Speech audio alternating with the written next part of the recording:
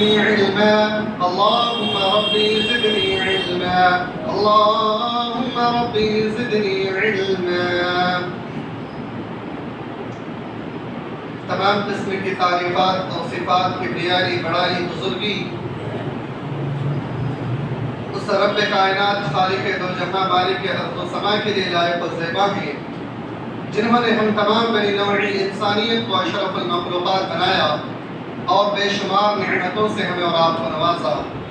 بعدہ لاکھوں کروڑوں درود و سلام و تمام انبیاء علیہ السلام پر،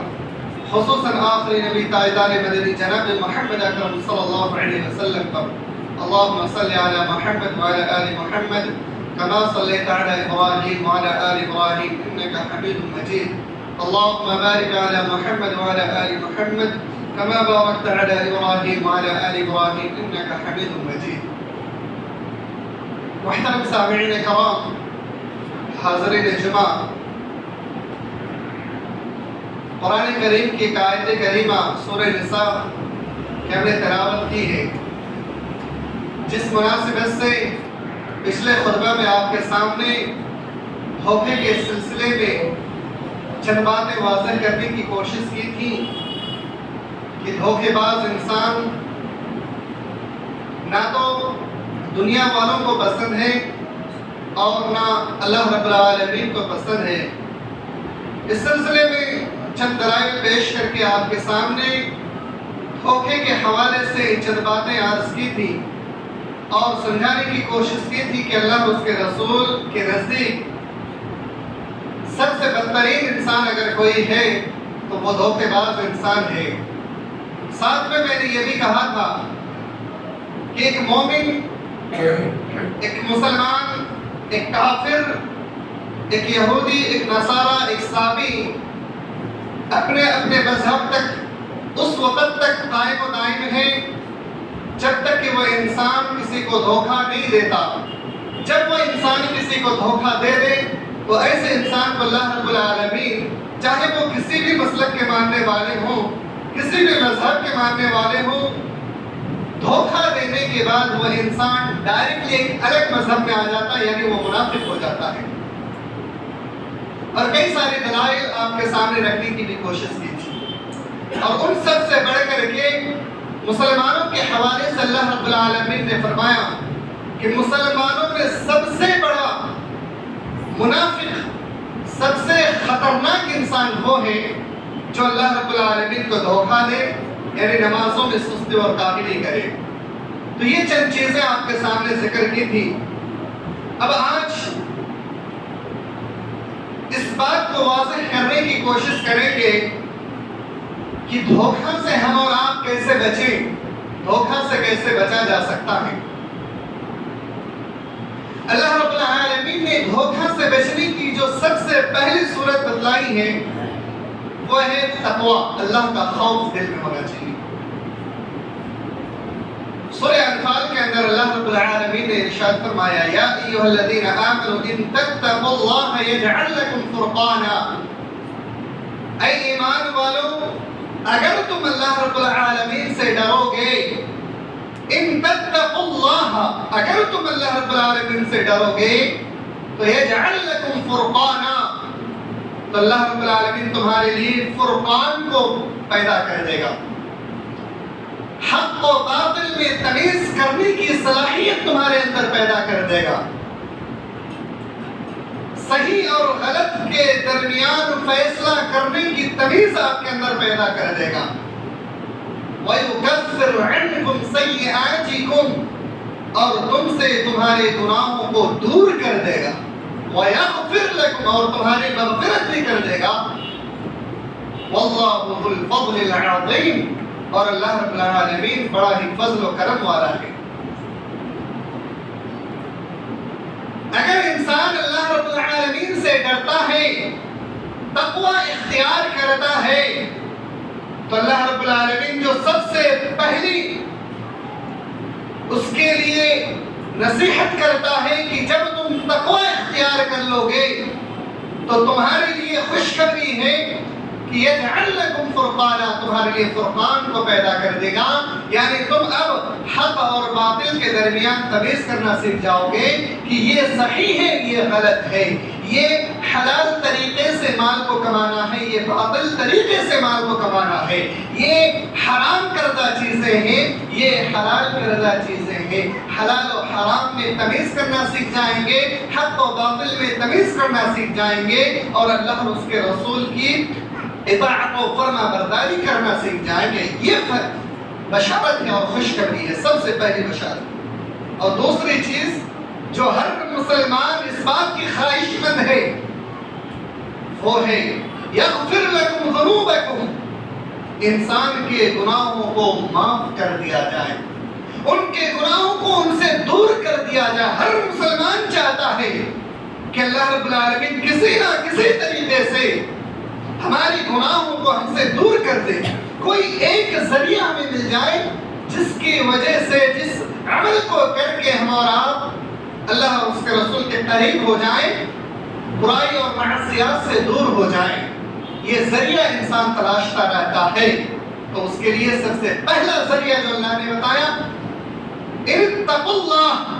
یعنی اللہ رب العالمین سے ڈرو۔ جب اللہ رب العالمین سے ڈرے گا تو فرقان بھی عطا کرے گا، اور اللہ رب العالمین ان سے ان کی برائیوں کو بھی دور کرے گا، ان کے گناہوں کو معاف بھی کر دے گا۔ دوسرے مقامات پر اللہ رب العالمین نے ارشاد فرمایا، یا ایھا الذین آمنوا اتقوا اللہ، اے ایمان والو، اگر تمہارے دل میں اللہ کا خوف ہے، اگر تمہارے دل میں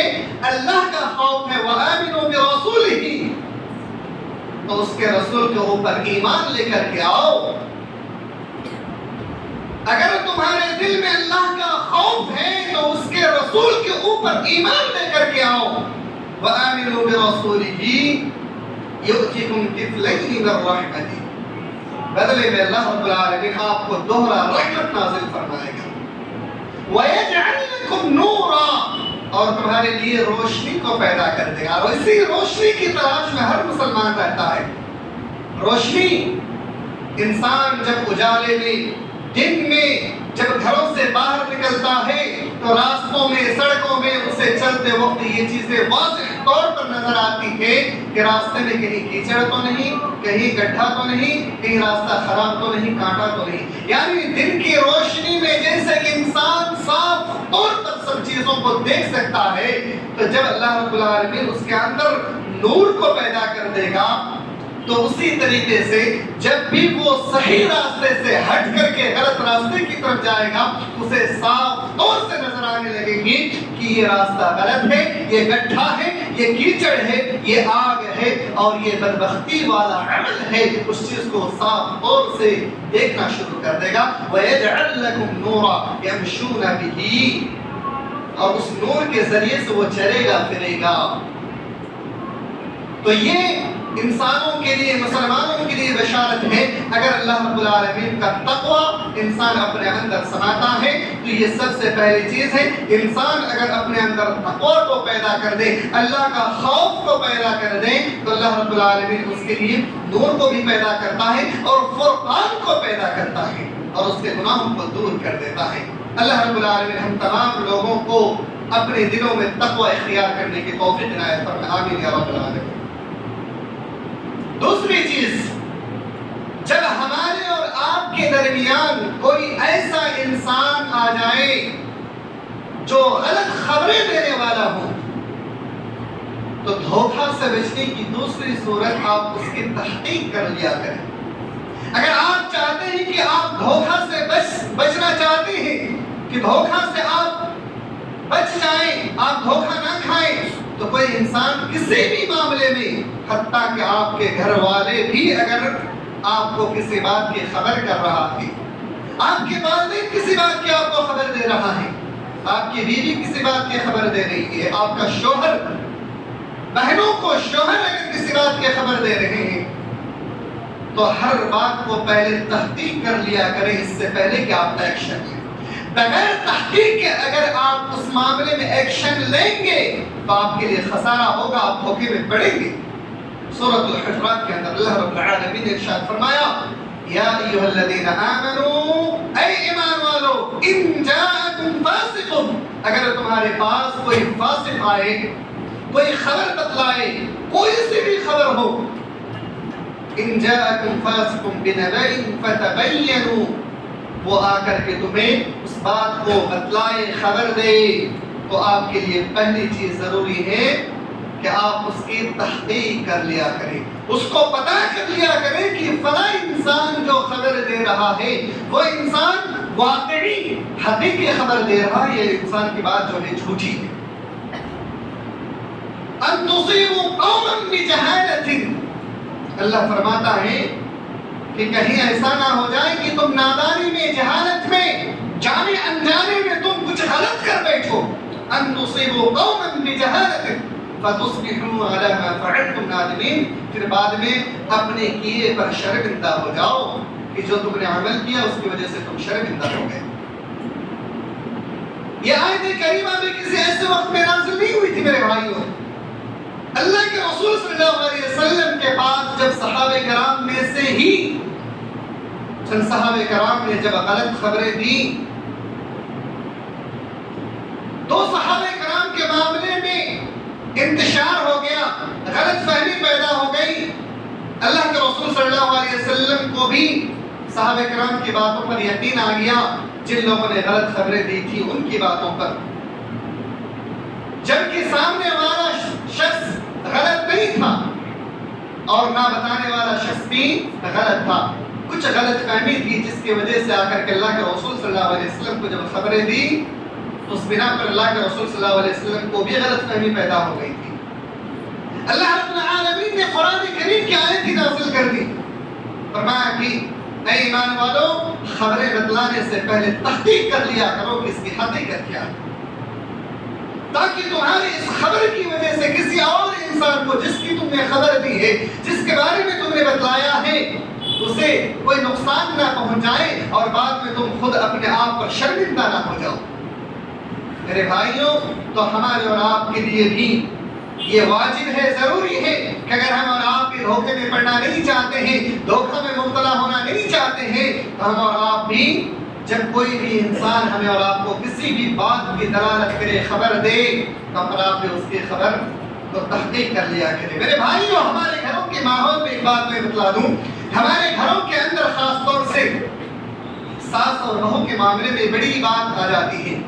ساس بہو کے خلاف اپنے بیٹے سے غلط فہمیاں پیدا کرواتی ہے، یہ بڑی شرمندگی کی بات ہے۔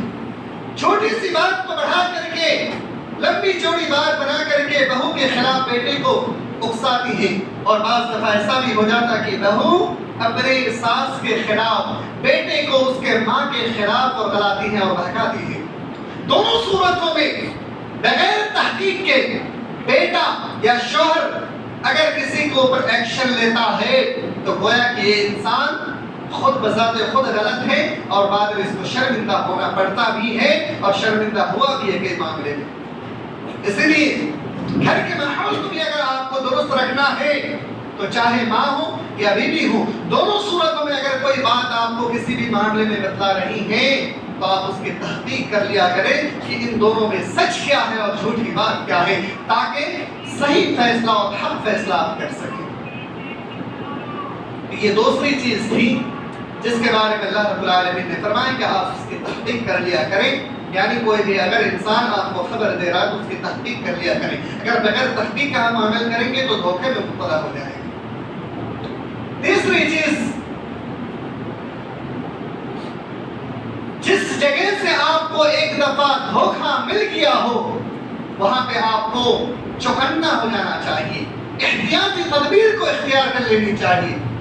صحیح بخاری کی روایت، اللہ کے رسول صلی اللہ علیہ وسلم ارشاد فرماتے لا یلدغ المؤمن فی حجر مرتین،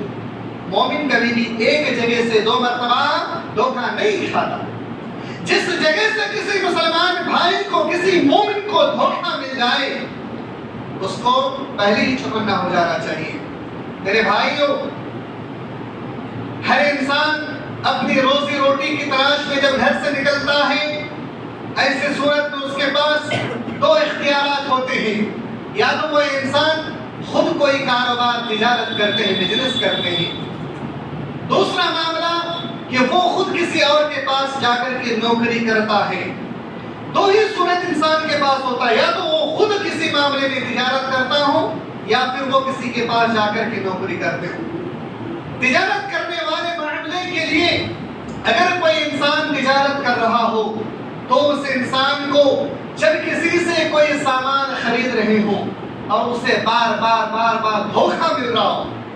تو اللہ کے رسول صلی اللہ علیہ وسلم فرماتے ہیں کہ اگر تمہیں سامنے والے پارٹی سے بار بار دھوکہ ملے تو آپ اس کے ساتھ پہلے یہ شرط لگا لیں کہ ہمارے معاملے میں کوئی دھوکہ نہیں، یعنی اس بات کو طے کر لیں کہ آپ سے جو ہم خرید و فروخت کر رہے ہیں، جو سامان خرید رہے ہیں اور لینے بیچ رہے ہیں، اس میں اگر کوئی دھوکہ اور فراڈ ہو رہا ہو تو اس تجارت کو اور اس بزنس کو ہم آپ پر دوبارہ لوٹا سکتے ہیں، اس سامان کو ہم آپ کو واپس کر سکتے ہیں۔ اس بات کی شرط پہلے لگا لیں، یقیناً آپ کو دوبارہ دھوکہ نہیں ملے گا۔ یہ بزنس مین کے لیے ہے جو انسان بار بار دھوکہ کھا رہے ہیں۔ لیکن وہیں پر ایک انسان اگر کسی کے پاس نوکری کر رہے ہو اور نوکری کرتے وقت میں اگر سامنے والے نے قانون لگا دیا کہ آپ کو ایک وقت مقرر ہے، اس وقت کے اندر آپ کو پہنچنا لازم ہے، ضروری ہے، مثال کے طور پہ کالجوں میں، اسکولوں میں کوئی نوکری کرتا ہے یا پھر کسی کمپنی میں کوئی نوکری کرتا ہے، اس کا وقت ہے 8 بجے پہنچنے کا۔ نوکری کرنے والے شخص کے اوپر اس نے قانون لگا دیا کہ آپ اگر 8:01 پہ آتے ہیں تو آپ کے ہاتھ سے سیلری کٹ جائے گی۔ ایسی صورت میں اس انسان کو چاہیے کہ اپنے گھر سے ایسے وقت میں نکلیں کہ آپ 8 بجے سے پہلے آپ وہاں پہ پہنچ جائیں، تاکہ وہ نوبت آئی ہی نہ کہ آپ کی سیلری کاٹنے کی نوبت آ جائے۔ تو یہ احتیاطی تدابیر ہے، جس چیز کو انسان اگر اپنائے تو یقیناً وہ انسان خسارے سے محفوظ رہ سکتا ہے اور اس انسان کے لیے کوئی خسارہ اور نقصان نہیں ہوگا۔ تو یہ تیسری تدبیر تھی، انسان اگر دھوکے سے بچنا چاہتا ہے تو احتیاطی تدبیر کو اختیار کرے اور اسی پر اپنا کاروبار چلاتا رہے۔ چوتھی چیز، اگر دو انسان کے معاملے میں کوئی جھگڑا ہو جائے، دو انسان کے معاملے میں کسی بات پہ انبن ہو جائے تو تیسرا شخص جو وکالت کر رہا ہو وہ سامنے والے انسان جو چکنی چپڑی باتوں میں یعنی اپنی چرب زبانی کی باتوں میں آ کر کے صرف اسی کے حق میں فیصلہ نہ دے دے، بلکہ دونوں گروہوں کی، دونوں پارٹیوں کی بات کو سنے۔ اگر وکالت کرنے والا انسان دونوں طرف کی باتوں کو نہیں سنتا اور دونوں طرف کی باتوں پر مکمل تحقیق کر کے فیصلہ نہیں کرتا تو یقین مانیے تیسرا انسان نے بھی ظلم کیا۔ اور اس چیز کے بارے میں ایک حدیث سماعت فرمائیے، مدینہ کے انصاریوں میں سے ایک انصاری نے دوسرے انصاری کی ایک چادر چوری کر لی۔ ایک انصاری نے دوسرے انصاری کی چادر جب چوری کر لی، چوری کرنے والا انصاری جب تحقیق کرنا شروع کر دیا گیا کہ آخر اس چادر کو چوری کی کس نے، تو اس چوری کرنے والے انصاری کے دل میں خوف پیدا ہوا کہ اب تو میں پکڑا جاؤں گا۔ چپکے سے اس نے اس چادر کو لیا اور پڑوس کے گھر یہودی کا تھا، اس کے گھر میں ڈال دیا۔ اب اللہ کے رسول صلی اللہ علیہ وسلم کے خدمت میں وہ انصاری صحابی جس کا سامان چوری ہوا تھا اور جس کے گھر میں وہ چادر ملی، اس چیز کو لے کر کے اللہ کے رسول صلی اللہ علیہ وسلم کے خدمت میں حاضر ہو جاتے اور عرض کرنے لگتے ہیں، اللہ کے رسول صلی اللہ علیہ وسلم، میرا سامان، میری چادر اس یہودی نے چوری کی تھی۔ انصاری صحابی چرب زبان تھے، بولنے میں بڑے ماہر تھے، سامنے جو یہودی تھا وہ بولنے میں ماہر نہیں تھا، سادہ سیدھا انسان تھا، وہ اپنی باتوں کو صحیح سے سامنے رکھ نہیں پا رہا تھا۔ اللہ کے رسول صلی اللہ علیہ وسلم بھی اس انصاری کی باتوں پہ آ کر کے غلط فیصلہ، غلط فہمی میں آ کر کے دینے جا رہے تھے۔ اتنے میں اللہ کے رسول صلی اللہ علیہ وسلم کے اوپر آیتیں نازل ہو گئی، اِنَّا أَنزَلْنَا إِلَيْكَ الْكِتَابَ بِالْحَقِّ لِتَحْكُمَ بَيْنَ النَّاسِ بِمَا أَرَاكَ اللَّهُ وَلَا تَكُن لِّلْخَائِنِينَ خَصِيمًا۔ اے نبی صلی اللہ علیہ وسلم، ہم نے آپ کو اوپر کتاب کو حق کے ساتھ نازل کیا لتحکم بین الناس بما اراک اللہ، تاکہ آپ لوگوں کے درمیان حق فیصلہ کریں، صحیح فیصلہ کریں، جس چیز سے اللہ رب العالمین نے آپ کو آشنا شناسا کیا۔ اللہ رب العالمین نے آیت کریمہ ہی نازل فرما دی لتحکم بین الناس بما اراک اللہ ولا تکن للخائنین خصیما، اور آپ خیانت کرنے والوں کی حمایت نہ کریں، خیانت کرنے والوں کی حمایت نہ کریں۔ آگے مزید اللہ رب العالمین نے فرمایا وَلَا تُجَادِلْ عَنِ الَّذِينَ يَخْتَانُونَ أَنفُسَهُمْ إِنَّ اللَّهَ لَا يُحِبُّ مَنْ كَانَ خَوَّانًا أَثِيمًا، کہ تم لوگ وَلَا تُجَادِلْ عَنِ الَّذِينَ يَخْتَانُونَ أَنفُسَهُمْ، خیانت کے بارے میں نہ جھگڑو، جو انسان اپنے آپ پر خیانت کرتا ہے اس انسان کے بارے میں بالکل نہ جھگڑو، بالکل بحث و مباحثہ نہ کرو، کیونکہ اللہ رب العالمین خیانت کرنے والے کو پسند نہیں کرتا ہے۔ جب یہ آیت کریمہ نازل ہو گئی، اللہ کے رسول صلی اللہ علیہ وسلم صحابہ کرام کے درمیان وہ جو واقعہ پیش آیا تھا انصاری اور یہودی کے درمیان میں، ان کو کہا کہ سنو، اب میں تم دونوں کے درمیان میں جو فیصلہ کرنے جا رہا ہوں اس بات کو غور سے سن لو کہ تم میں سے بعض انسان بڑے چرب زبان ہوتے ہیں، اپنی باتوں کو فوراً منوا لے جاتے ہیں، اور بعض ایسے بھی ہوتے ہیں جو اپنی باتوں کو منوا نہیں سکتے، بول نہیں سکتے ہیں۔ لہذا اگر تم میں سے کوئی صحیح ہے یا غلط وہ تو میں نہیں جانتا، لیکن میں جس کے حق میں فیصلہ دے دوں اور وہ انسان اس کا حقدار نہیں ہے تو یاد رکھنا میں اس کو جہنم کا ایک ٹکڑا کاٹ کر کے دے رہا ہوں، اور چاہو تو اس کو تم لے لو۔ پھر ان لوگوں نے حق کی تسلیم کی اور صحیح فیصلہ کر دیا گیا۔ میرے بھائیوں، وکالت کرنے والے انسان کے لیے بھی ضروری ہے کہ آپ پہلے صحیح تحقیق کر لیا کریں کہ کیا واقعی جو انسان چرب زبان ہے وہ صحیح ہے یا جو انسان نہیں بول پا رہے وہ انسان صحیح ہے۔ کسی ایک کی بات پہ آ کر کے فوراً فیصلہ نہ کر دے، اور اگر کوئی سامنے والا فیصلہ کر بھی دے رہا ہے نادانی میں، تو اگر وہ انسان سامنے والا جس کے حق میں فیصلہ دے دیا گیا ہو وہ حق پہ نہیں تھا، وہ